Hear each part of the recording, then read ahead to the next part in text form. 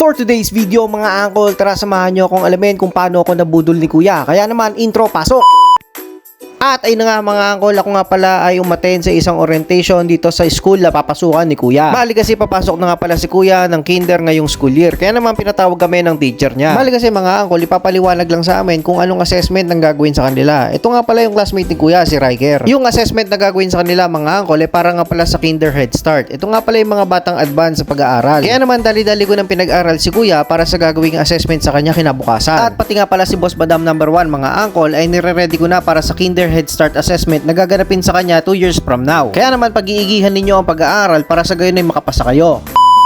At ayun na nga mga uncle, ito na nga yung araw ng assessment ni kuya. Kaya naman pinakain natin siya ng paborito niyang almusal. Pagkatapos nga pala niyang kumain ay naligo na rin pala siya. At pagkatapos noon ay rekta bihis na. At sa puntong yan mga uncle, at konting tanong-tanong lang muna at konting review lang sa mga pinag-aralan niya. Ito nga pala yung isa sa mga paraan na ginagawa namin para ma-review sa kanya kung ano yung mga pinag-aralan niya. Bali kasi mga uncle, talagang susubok lang kami kung makakapasa to sa head start assessment. Sa gagawin kasing assessment mga uncle, hindi lang sapat yung magaling ka sa academic. Kailangan din kasi mga uncle na behave ka at masunurin ka sa teacher. At yun na nga mga uncle, pagkatapos ko nga pala siyang bihisan, rekta na nga pala kami dito sa e-bike. Buti na lang mga uncle at walang humabol sa amin ng dalawang bata pagpunta rito sa eskwelahan. At pagdating nga dyan mga uncle, panaybili na nga sa akin yan kung ano ang gagawin namin pagkatapos ng kanyang assessment. Kaya naman sige lang ako ng oo dito para hindi siya tuyuin at tamarin pagdating ng assessment niya. Mahirap na kasi kapag nawala siya sa mood, baka kung ano-ano lang ang isagot sa teacher. At dahil sa maaga kaming dumating dito mga uncle, kaya naman tamang tingin-tingin lang kami sa mga kapaligiran. Habang naghihintay kami dito mga uncle, lagi ko siyang binibili na huwag siyang malikot sa loob ng classroom. Pinakita ko rin sa kanya mga uncle yung aking room nung ako'y grade 6 pa. Katabi lang pala ng dati kong room yung magiging room mo pagpasok mo rito. At sa puntong yan mga uncle, medyo nagsising-in na nga sa kanya kung ano yung gagawin niya sa mga susunod na oras. Kaya naman nung dumating na yung oras na para siya ay pumasok, ay dali-dali na nga siya nagpunta sa kanyang teacher. Buti na lang mga uncle ay willing talaga siyang pumasok sa eskwelahan. Akala ko talaga dito ay mag-iiyakan pa kami kasi maninibago siya pagpasok sa loob. At ay na nga mga uncle, nagsimula na nga yung kanyang assessment para sa kinder head start. Sa mga oras na nga yan mga uncle, medyo kinakabahan na nga ako kung talaga nakakasagot ba siya sa mga tanong ng teacher niya. Kapag kasi wala siya sa mood mag-aral, ay kung ano-ano na lang ang sinasagot sa amin.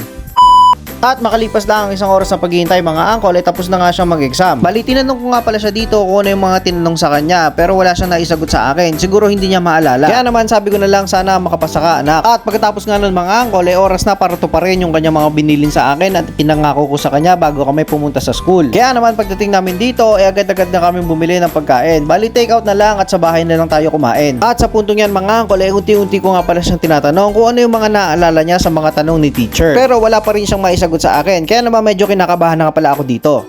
At ayun na nga mga uncle, fast forward tayo 2 weeks after ng kanyang assessment, oras na para magkaalaman kung ano resulta. Kaya naman rekta na ako sa eskwelahan. Sabi ko nga pala kung makakapasa siya, okay, kung hindi, okay lang din. At eto na nga pala yung moment of truth mga uncle, magkakaalaman na kung siya ipasado sa kinder head start o hindi. At akalain mo nga mga uncle, nakachamba si kuya. Congratulations anak Alex Juancho for passing the kinder head start assessment 2024. Bali, pagpasok ko nga pala dito sa room, tinanong ko yung teacher kung ano nangyari during assessment. Inalam ko lang kung ano yung mga strength and weaknesses ng anak ko. Bali mga uncle, inalam ko lang yung mga points na yon para alam namin kung saan namin siya hahasain pa. Sabi ko nga kay teacher ko ang mga tinanong niya Roblox, Minecraft, Blippi, YouTube, Monster Truck, Lightning McQueen, baka na perfect pa yan ni kuya. Hindi ko akalain mga uncle na magkakaintindihan sila ng teacher niya pagdating sa interview. Medyo kasi hirap pa yan magtagalog. Ang sanay kasi yan sa English. At pagkatapos ko nga alamin yung mga sagot sa mga tanong ko mga uncle, oras na para umuwi. Yun nga lang medyo minalas tayo kasi inabot tayo ng malakas na ulan. Kaya naman to follow na lang yung celebration ni kuya kapag wala ng bagyo.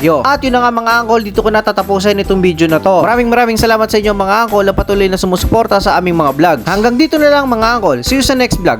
Okay.